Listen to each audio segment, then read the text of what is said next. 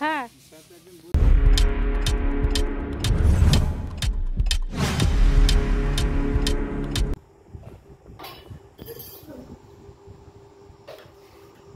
এতগুলো চা দিলি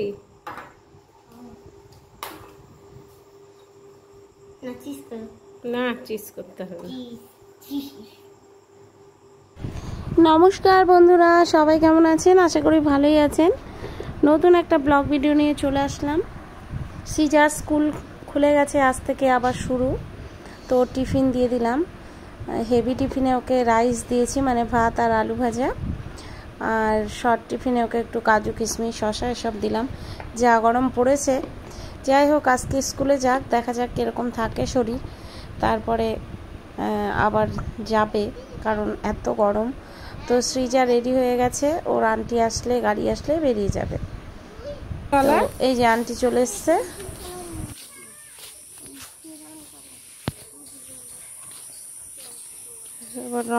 আলাদা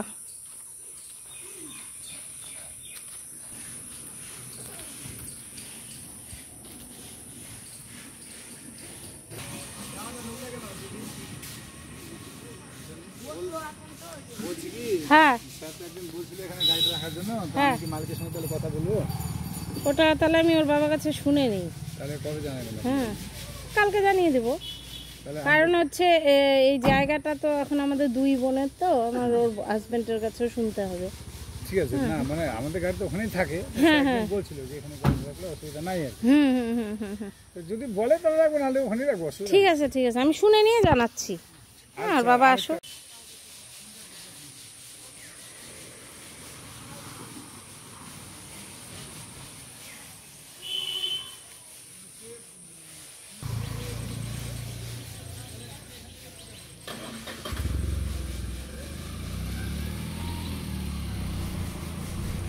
সৃজা চলে গেল স্কুলে।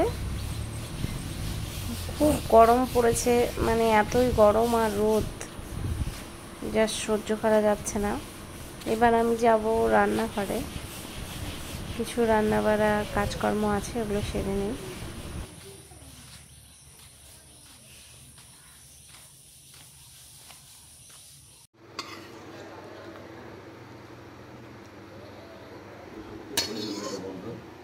কি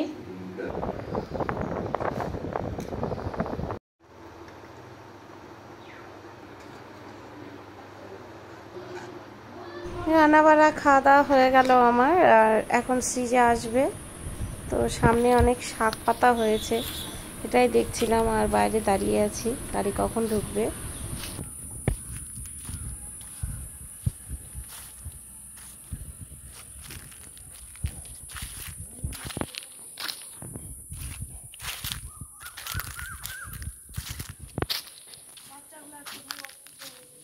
অসুস্থ হবে, আমি কালকে থেকে পাঠাবো না আর, হয়তো মাথায় তেল দিও তো, নারকেল তেল। হ্যাঁ তোমাকে ফোন করব যে বাচ্চাগুলো কেমন আছে।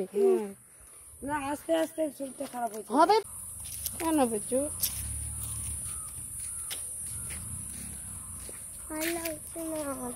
চলে আসলাম বিকেল বেলায়। তো বিকেলে আমি সৃজা আর ওর বাবা একটু ঘুরতে যাচ্ছি, মানে সৃজা খুব জেদ করছে ঘুরতে যাবে।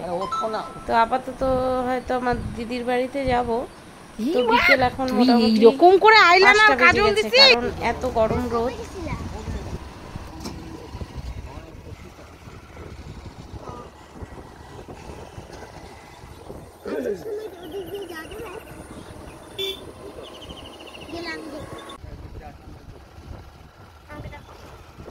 বিকেল 5টা বাজতে চললো, কিন্তু রোদ আর কমছে না। তো আমরা বাইপাস রাস্তা হয়ে যাচ্ছি। এই রাস্তাগুলোর চারধারটা বেশ সুন্দর। এই জায়গাটায় এত দূরে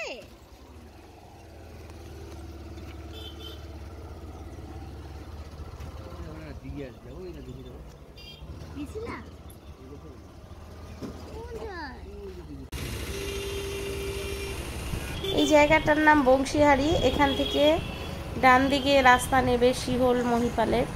তো আমরা এখন যাচ্ছি শিবলে।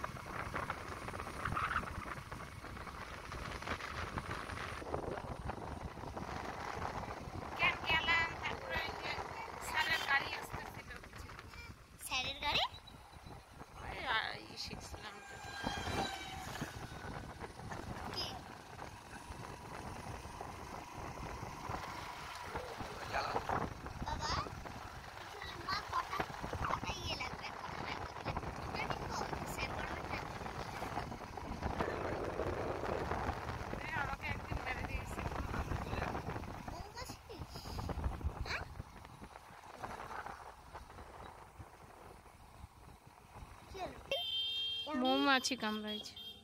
আমি জানো বাবা একদিন বিছানায় শুয়ে আসছি মাসির বাড়িতে, রাস্তায় যেতে যেতে কিন্তু মৌমাছি সিজার বাবাকে কামড়ে দিয়ে পালিয়ে গেছে। তো যাই হোক, কিছুটা দাঁড়িয়েছিলাম, আবার রওনা দিলাম। আর খুব কাছাকাছি আমরা চলে এসেছি, তবে ওখানে পৌঁছাতে পৌঁছাতে সন্ধ্যা লেগেই যাবে।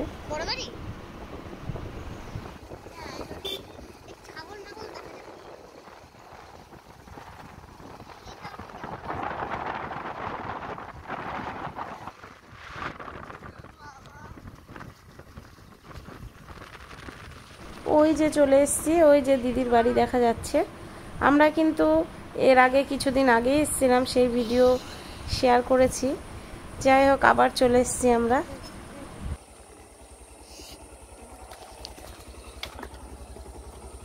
বাবা কি অবস্থা! হ্যাঁ,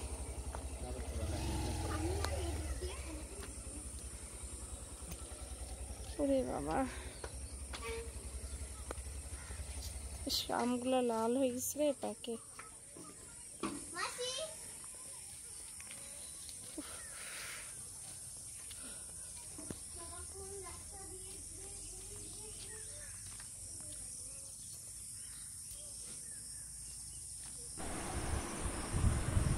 এক মাস আগে যখন এসেছিলাম আমগুলো ছোট ছিল, এখন কিন্তু আমগুলো প্রায় পেকে যাচ্ছে, হলুদ হলুদ হয়ে আছে।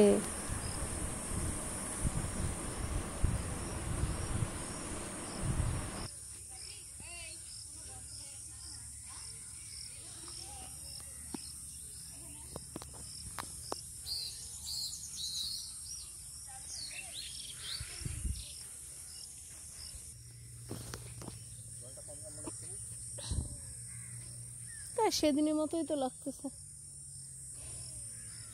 জল বেশি হয়েছে, বৃষ্টি হয়েছে না, জল একটু বেশি হয়েছে বৃষ্টি হওয়াতে।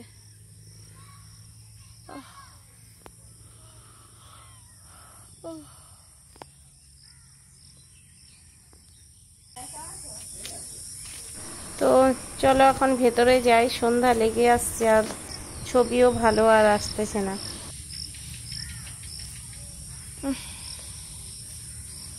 আমার এমনি আজকে মাথা যন্ত্রণা করতেছে, একদম ভালো লাগতেছে না। হ্যাঁ,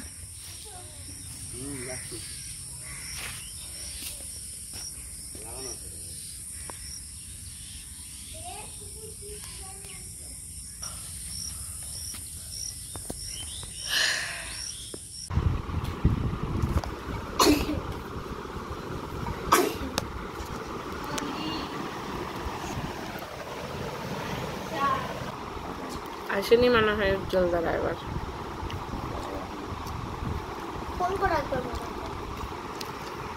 হ্যাঁ হ্যাঁ হ্যাঁ, চলো আর দেরি করবো না। না না না না না,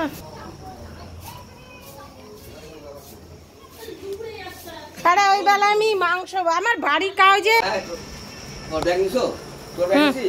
ওই যে ব্যাগ ছাড়াই চলে আসছে, আমি নিয়ে এসে রাখলাম। তো যা,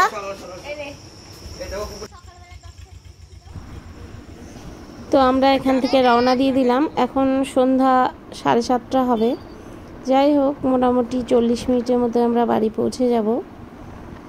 অনেক দিন পর কিন্তু বাইকে আমরা রাতে সফর করলাম অনেকটা, বেশ লংয়ে। কারণ বাইক নিয়ে লংয়ে কোথাও যাওয়া হয় না, আমরা লংয়ে গেলে গাড়ি নিয়ে যাওয়ারই চেষ্টা করি।